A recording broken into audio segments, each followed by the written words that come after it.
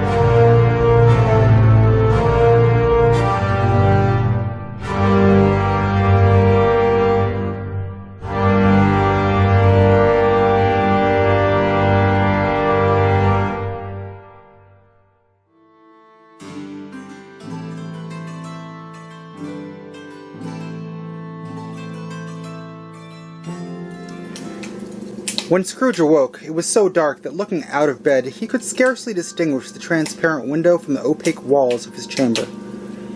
He was endeavoring to pierce the darkness with his ferret eyes when the chimes of a neighboring church struck the 4 quarters. So he listened for the hour. To his great astonishment, the heavy bell went from 6 to 7, and from 7 to 8, and regularly up to 12, and stopped. 12. It was past 2 when he went to bed. The clock was wrong. An icicle must have gotten into the works at 12. He touched the spring of his repeater to correct its most preposterous clock. Its rapid little pulse beat 12, and stopped. "Why, it isn't possible," said Scrooge, "that I can have slept through a whole day and far into another night. It isn't possible that anything has happened to the sun, and this is 12 at noon." The idea being an alarming one, he scrambled out of bed and groped his way to the window. He was obliged to rub the frost off with the sleeve of his dressing gown before he could see anything, and could see very little then. All he could make out was that it was still very foggy and extremely cold, and that there was no noise of people running to and fro and making a great stir, as there unquestionably would have been if night had beaten off bright day and taken possession of the world. This was a great relief, because 3 days after sight of this first of exchange pay to Ebenezer Scrooge or his order, and so forth, would have become a mere United States security if there were no days to count by. Scrooge went to bed again, and thought it over and over. He could make nothing of it. The more he thought, the more perplexed he was, and the more he endeavored not to think, the more he thought. Marley's ghost bothered him exceedingly. Every time he resolved within himself, after mature inquiry, that it was all a dream, his mind flew back again, like a strong spring released, to its first position, and presented the same problem to be worked all through. Was it a dream or not? Scrooge lay in this state until the chimes had gone 3 quarters more. Then he remembered, on a sudden, that the ghost had warned him of a visitation when the bell tolled 1. He resolved to lie awake until the hour was past, and considering that he could no more go to sleep than go to heaven, this was perhaps the wisest resolution in his power. The quarter was so long that he was more than once convinced that he must have sunk into a doze unconsciously and missed the clock. At length, it broke upon his listening ear. Ding dong. "1/4 past," said Scrooge, counting. "Ding dong." "1/2 past," said Scrooge. "Ding dong." "1/4 to it," said Scrooge. "Ding dong." "The hour itself," said Scrooge triumphantly, "and nothing else." He spoke before the hour bell sounded, which it now did, with a deep, dull, hollow, melancholy one. Light flashed up in the room upon the instant, and the curtains of his bed were drawn. The curtains of his bed were drawn aside, I tell you, by a hand. Not the curtains at his feet, nor the curtains at his back, but those to which his face was addressed. The curtains of his bed were drawn aside, and Scrooge, starting up into a half-recumbent attitude, found himself face to face with the unearthly visitor who drew them, as close to it as I am now to you. And I am standing within the spirit at your elbow. It was a strange figure, like a child, yet not so like a child. It's like an old man, viewing through some supernatural medium which gave him the appearance of having receded from view and being diminished to a child's proportion. Its hair, which hung about its neck and down its back, as white as if with age, and yet the face had not a wrinkle in it, and the tenderest bloom was on the skin. The arms were very long and muscular, the hands the same, as if its hold were uncommon strength. Its legs and feet were delicately formed, were like those upper members bare. It wore a tunic of the purest white, and around its waist was bound a lustrous belt, the sheen of which was beautiful.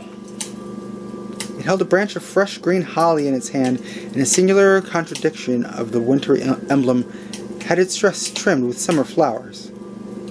But the strangest thing about it was that from the crown of its head there sprung a bright, clear jet of light, by which all this was visible, and which was doubtless the occasion of its using, in its duller moments, a great extinguisher for a cap, which it now held under its arm.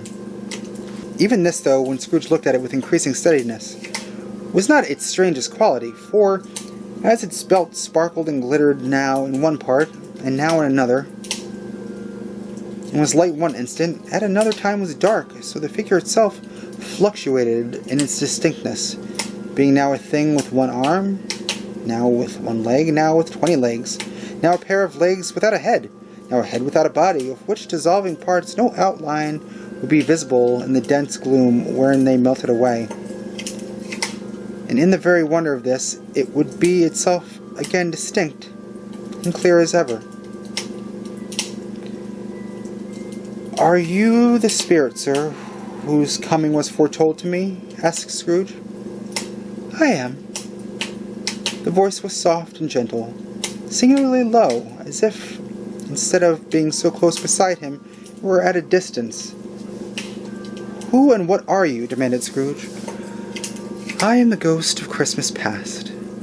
"Long past?" inquired Scrooge, observant of its dwarfish nature. "No, your past." Perhaps Scrooge could not have told anybody why, if anybody could have asked him, but he had a special desire to see the spirit in its cap, and begged him to be covered. "What?" exclaimed the ghost. "Would you so soon put out with worldly hands the light I give? Is it not enough that you are one of those whose passions made this cap, and forced me through whole trains of years to wear it low upon my brow?" Scrooge reverently disclaimed all intention to offend, or any knowledge of having wilfully bonneted the spirit at any period of his life. He then made bold to inquire what business brought him there. "Your welfare," said the ghost. Scrooge expressed himself much obliged, but could not help thinking that a night of unbroken rest would have been more conducive to that end. The spirit must have heard him thinking, for it said immediately, "Your reclamation, then. Take heed." It put out its strong hand as it spoke, and clasped him gently by the arm. "Rise and walk with me." It would have been in vain for Scrooge to plead that the weather and the hour were not adapted to pedestrian purposes, the bed was warm and the thermometer a long way below freezing, that he was clad but lightly in his slippers, dressing gown, and nightcap, and that he had a cold upon him at the time. The grasp, though gentle as a woman's hand, was not to be resisted. He rose, but finding that the spirit made towards the window, clasped his robe in supplication. "I am mortal," Scrooge remonstrated, "and liable to fall." "Bear but a touch of my hand there," said the spirit, laying it upon his heart, "and you shall be upheld in more than this." As the words were spoken, they passed through the wall and stood upon an open country road, with fields on either side. The city had entirely vanished. Not a vestige of it was to be seen. The darkness and the mist had vanished with it, and for it was a clear, cold, winter day, with snow upon the ground. "Good heaven!" said Scrooge, clasping his hands together as he looked about him. "I was bred in this place. I was a boy here." The spirit gazed upon him mildly. His gentle touch, though it had been light and instantaneous, appeared still present to the old man's sense of feeling. He was conscious of 1,000 odors floating in the air, each one connected to 1,000 thoughts and hopes and joys and cares long, long forgotten. "Your lip is trembling," said the ghost. "What is that upon your cheek?" Scrooge muttered with an unusual catching in his voice that it was a pimple, and begged the ghost to lead him where it would. "You recollect the way?" inquired the ghost. "Remember it!" cried Scrooge with a fervor. "I could walk it blindfolded." "Strange to have forgotten for so many years," observed the ghost. "Let us go on." They walked along the road, Scrooge recognizing every gate and post and tree, until a little market town appeared in the distance, with its bridge, its church, its winding river. Some shaggy ponies were now seen trotting towards them with boys upon their backs, who called to other boys in country gigs and carts driven by farmers. All these boys were in great spirits and shouted to each other until the broad fields were so full of merry music that the crisp air laughed to hear it. "These are but shadows of things that have been," said the ghost. "They have no consciousness of us." The jocund travelers came on, and as they came, Scrooge knew and named them every one. Why was he rejoiced beyond all bounds to see them? Why did his cold eye glisten and his heart leap as they went past?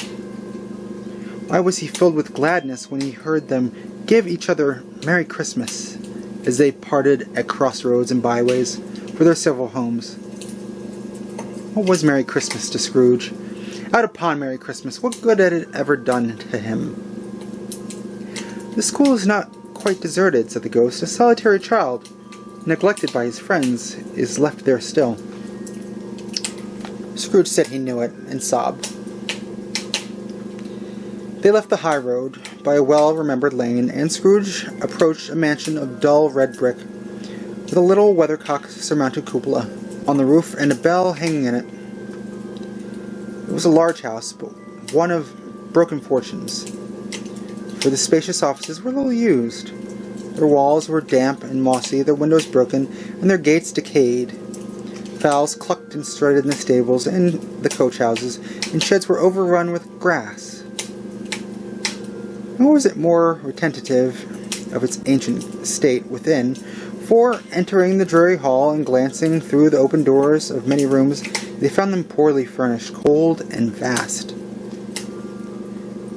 There was an earthy savour in the air, a chilly bareness in the place, which associated itself somehow with too much getting up by candlelight and not too much to eat. They went, the ghost and Scrooge, across the hall to a door at the back of the house. It opened before them and disclosed a long, bare, melancholy room, made barer still by lines of plain deal forms and desks. In one of these, a lonely boy was reading near a feeble fire, and Scrooge sat down upon a form and wept to see his poor forgotten self, as he used to be. Not a latent echo in the house, not a squeak and scuffle from the mice behind the paling, not a drip of the half-thawed water-spout in the dull yard behind, not a sigh among the leafless boughs of one despondent poplar, not the idle swing of an empty storehouse door, no, not a clinking in the fire, but fell upon the heart of Scrooge with a softening influence, and gave a freer passage to his tears. The spirit touched him on the arm and pointed to his younger self, intent upon his reading. Suddenly a man in foreign garments, wonderfully real and distinct to look at, stood outside the window with an axe struck in his belt, and leading by the bridle an ass laden with wood. "Why, it's Ali Baba!" Scrooge exclaimed in ecstasy. "It's dear old honest Ali Baba. Yes, I know him. One Christmas time, when yonder solitary child was left here all alone, he did come for the first time, just like that." "Poor boy, and Valentine," said Scrooge. "And his wild brother. Orson, there they go. And what's his name? Who was it put down in his drawers asleep at the gate of Damascus? Don't you see him? And the Sultan's groom, turned upside down by the genie. There he is upon his head. Serve him right. I'm glad of it. What business had he to be married to the princess?" To hear Scrooge expelling all the earnestness of his nature to such subjects, in a most extraordinary voice, between laughing and crying, and to see his heightened and excited face, would have been a surprise to his business friends in the city, indeed. "There's the parrot," cried Scrooge, "green body and yellow tail, with a thing like a lettuce growing out of the top of its head. There he is! Poor Robinson Crusoe," he called him, when he came home again after sailing around the island. "Poor Robinson Crusoe, where have you been, Robinson Crusoe?" The man thought he was dreaming, but he wasn't. It was the parrot, you know. There goes Friday, running for his life to the little creek. "Hello, Hoop, hello." Then, with a rapidity of transition very foreign to his usual character, he said, in a pity for his former self, "Poor boy," and cried again. "I wish," Scrooge muttered, putting his hands in his pockets and looking about him, after drying his eyes with his cuff, "but it's too late now." "What is the matter?" asked the spirit. "Nothing," said Scrooge, "nothing. There was a boy singing a Christmas carol at my door last night. I would like to have given him something, that's all." The ghost smiled thoughtfully and waved his hand, saying as he did so, "Let us see another Christmas." Scrooge's former self grew larger at the words, and the room became a little darker and more dirty. The panels shrunk, the windows cracked, fragments of plaster fell out of the ceiling, and the naked laths were shown instead. But how all this was brought about, Scrooge knew no more than you do. He only knew that it was quite correct, that everything had happened so, that there he was alone again, and all the other boys had gone home for their jolly holidays. He was not reading now, but walking up and down despairingly.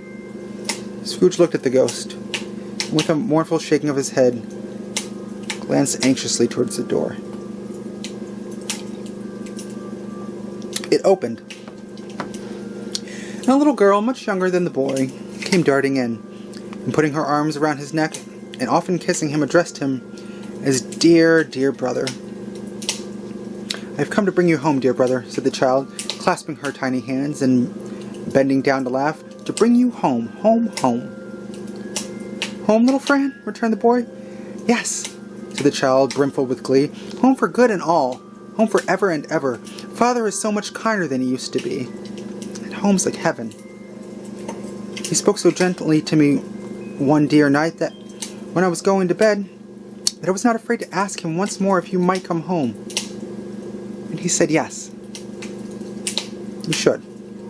And sent me in a coach to bring you. And you're to be a man," said the child, opening her eyes. "And you're never to come back here. But first we're to be together all the Christmas long, and have the merriest time in the world." "You're quite a woman, little Fran," exclaimed the boy. She clasped her hands and laughed, and tried to touch his head, but being too little, laughed again, and stood on tiptoe to embrace him. And she began to drag him with her childish eagerness toward the door, and he, nothing loth to go, accompanied her. A terrible voice in the hall cried, "Bring down Master Scrooge's box there." In the hall appeared the schoolmaster himself, who glared on Master Scrooge with a ferocious condescension, and threw him into a dreadful state of mind by shaking hands with him.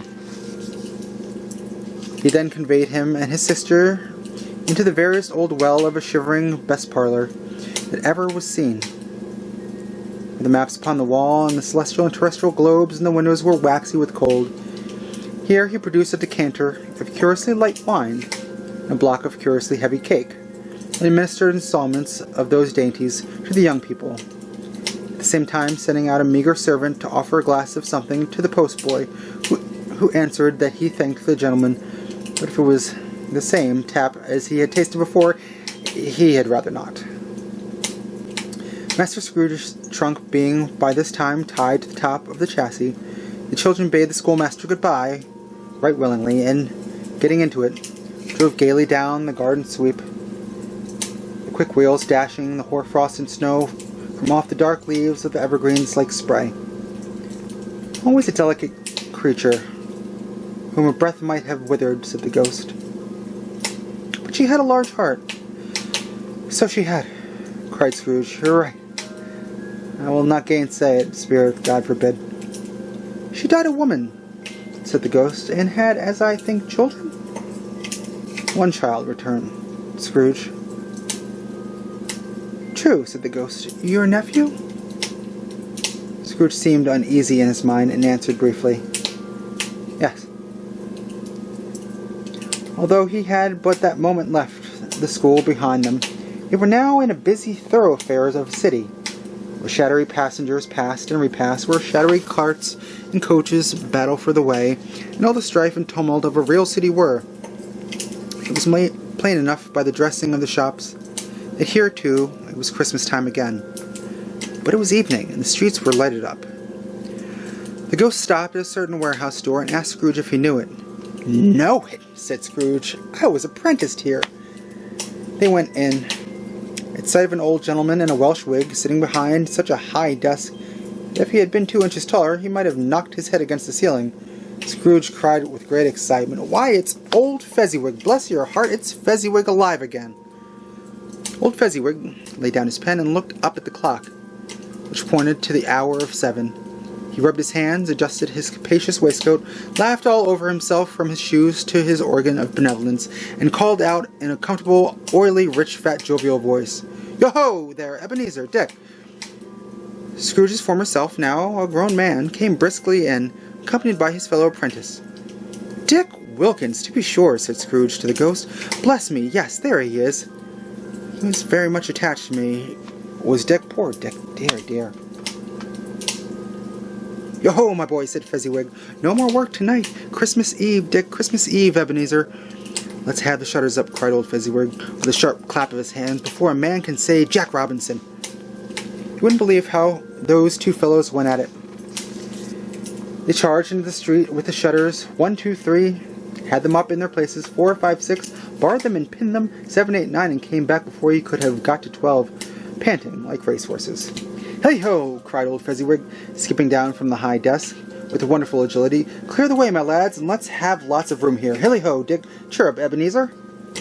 Clear the way? There was nothing they wouldn't have cleared away, or couldn't have cleared away, with old Fezziwig looking on. It was done in a minute. Every movable was packed off as if it were dismissed from public life forevermore. The floor was swept and watered, the lamps were trimmed, fuel was heaped upon the fire, and the warehouse was as snug and warm and dry and bright a ballroom as you could ever desire to see upon a winter's night. In came a fiddler with a music book, and went up to the lofty desk and made an orchestra of it, and tuned like 50 stomach aches. In came Mrs. Fezziwig, one vast substantial smile. In came the 3 Miss Fezziwigs, beaming and lovable. In came the 6 young followers whose hearts they broke. In came all the young men and women employed in the business. In came the housemaid with her cousin, the baker. In came the cook with her brother's particular friend, the milkman. In came the boy from over the way, who was suspected of not having board enough from his master, trying to hide himself behind the girl from next door but one, who was proved to have had her ears pulled by her mistress. In they all came, one after another, some shyly, some boldly, some gracefully, some awkwardly, some pushing, some pulling. In they all came. Anyhow and everyhow. Anyway, they all went 20 couple at once, hands half round and back again, the other way, down the middle and up again, round and round in various stages of affectionate grouping. Old top couple ways turning up at the wrong place, new top couples starting off again. As soon as they got there, all top couples at last, and not a bottom one to help them. When this result was brought about, old Fezziwig, clapping his hands to stop the dance, cried out, "Well done!" And the fiddler plunged his hot face into a pot of porter, especially provided for that purpose.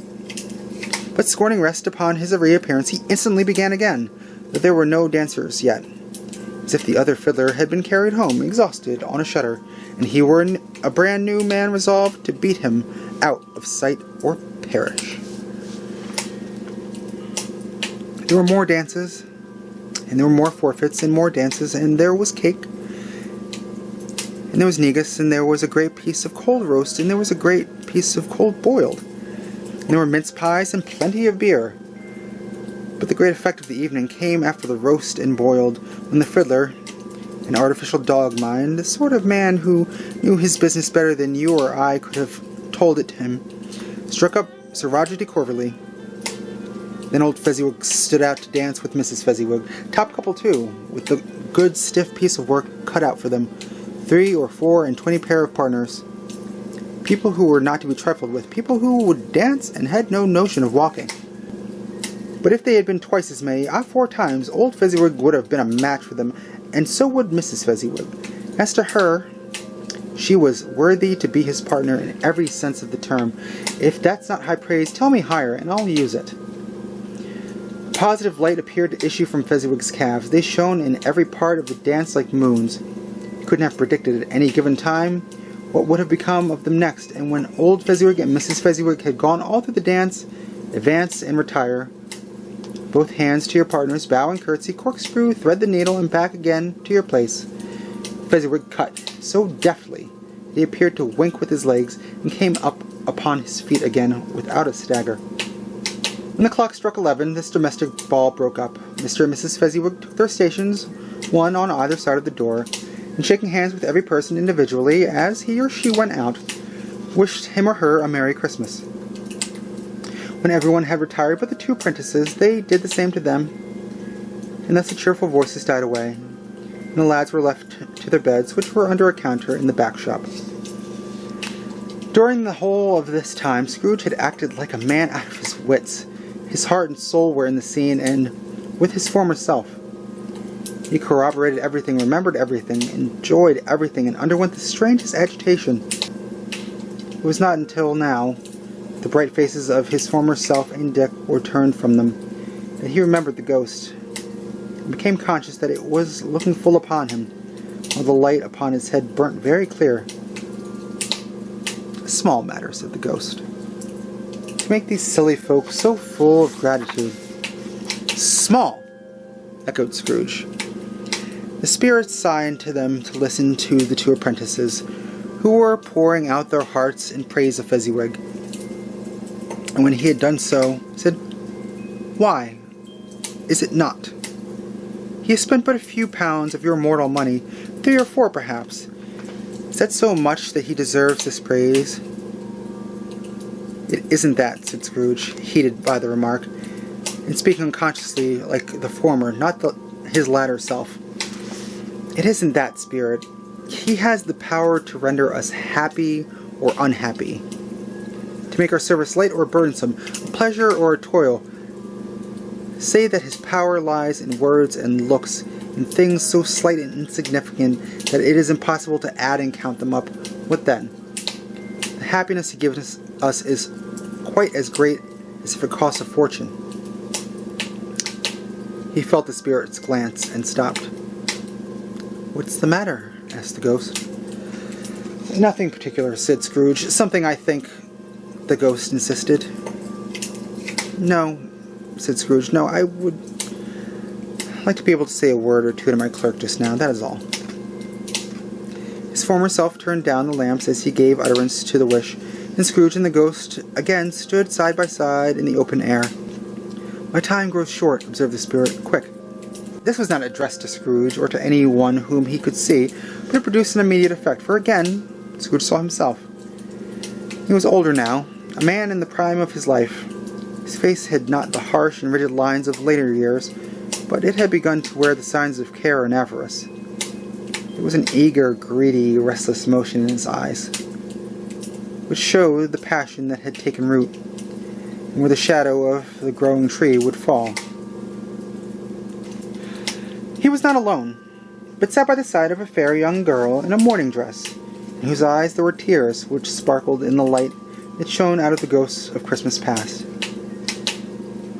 "It matters little," she said softly, "to you very little. Another idol has displaced me, and if it can cheer and comfort you in time to come, as I would have tried to do, I have no just cause to grieve." "What idol has displaced you?" he rejoined. "A golden one." "This is the even-handed dealing of the world," he said. "There is nothing on which it is so hard as poverty, and there is nothing it professes to condemn with such severity as the pursuit of wealth." "You fear the world too much," she answered gently. "All your other hopes have merged into the hope of being beyond the chance of its sordid reproach. I have seen your nobler aspirations fall off one by one until the master passion, gain, engrosses you. Have I not?" "What then?" he retorted. "Even if I have grown so much wiser, what then? I am not changed towards you." She shook her head. "Am I?" "Our contract is an old one. It was made when we were both poor and content to be so, until in good season we could improve our worldly fortune by our patient industry. You are changed. When it was made, you were another man." "I was a boy," he said impatiently. "Your own feelings tell you that you were not what you are," she returned. "I am.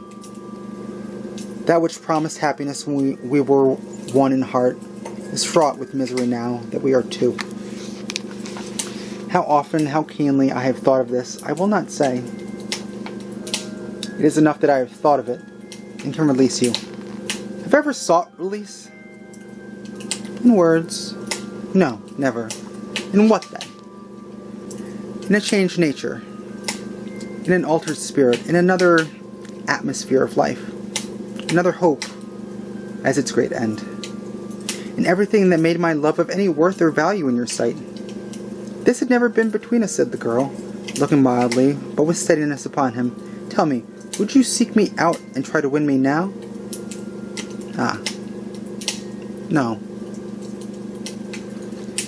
He seemed to yield to the justice of this supposition in spite of himself. But he said with a struggle, "You think not?" "I would gladly think otherwise if I could," she answered. "Heaven knows, when I have learned a truth like this, I know how strong and irresistible it must be. But if you were free today, tomorrow, yesterday, can even I believe that you would choose a dowerless girl? You, who in your very confidence with her weigh everything by gain, were choosing her, if for a moment you were false enough to your one guiding principle to do so. Do I not know that your repentance and regret would surely follow? I do. Now release you, with a full heart, for the love of him you once were." He was about to speak, but with her head turned from him, she resumed, "You may. The memory of what is past half makes me hope you will. Have pain in this. A very, very brief time, and you will dismiss the recollection of it gladly as an unprofitable dream, from which it happened well that you awoke. May you be happy in the life you have chosen." She left him, and they parted. "Spirit," said Scrooge, "show me no more. Conduct me home. Why do you delight in torturing me?"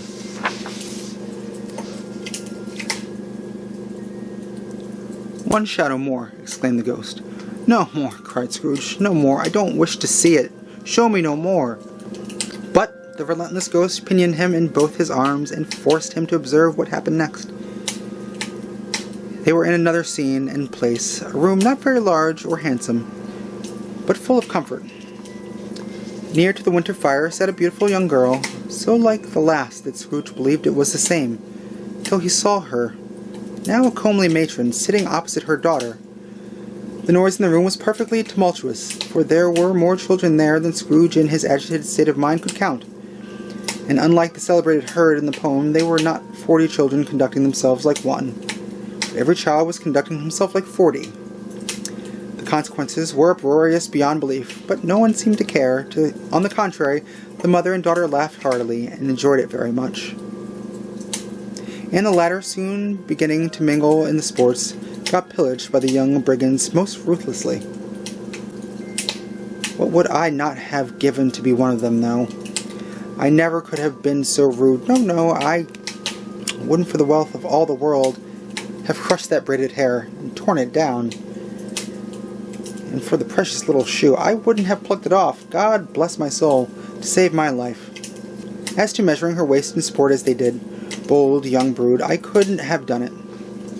I should have expected my arm to have grown round it for a punishment, and never come straight again. And yet I should have dearly liked my own to have touched her lips, to have questioned her that she might have opened them, to have looked upon the lashes of her downcast eyes, and never raised a blush, to have let loose waves of hair, an inch of which would be a keepsake beyond price. In short, I should have liked, I do confess, to have had the lightest license of a child, and yet to have been man enough to know its value. But now, a knocking at the door was heard, and such a rush immediately ensued that she, with laughing face and plundered dress, was borne towards it at the center of a flushed and boisterous group, just in time to greet the father, who came home attended by a man laden with Christmas toys and presents. Then the shouting, the struggling, the onslaught that was made on the defenseless porter. The scaling him with chairs, ladders, to dive into his pockets, to spoil him of brown paper parcels, hold on tight by his cravat, hug him around his neck, pummel him, and kick his legs with irrepressible affection. The shouts of wonder and delight with which the development of every package was received. The terrible announcement that the baby had been taken in the act of putting a doll's frying pan into its mouth, and was more than suspected of having swallowed a facetious turkey, glued on a wooden platter. The immense relief of finding that this a false alarm. The joy and gratitude and ecstasy. They were all indescribable alike. It is enough that by degrees the children and their emotions got out of the parlor, and by one stair at a time up to the top of the house, where they went to bed, and so subsided. And Scrooge looked on more attentively than ever, when the master of the house, having his daughter leaning fondly on him, sat down with her and her mother at his own fireside. And when he thought that such another creature, quite as graceful and as full of promise, might have called him father, and been a springtime in the haggard winter of his life, his sight grew very dim indeed.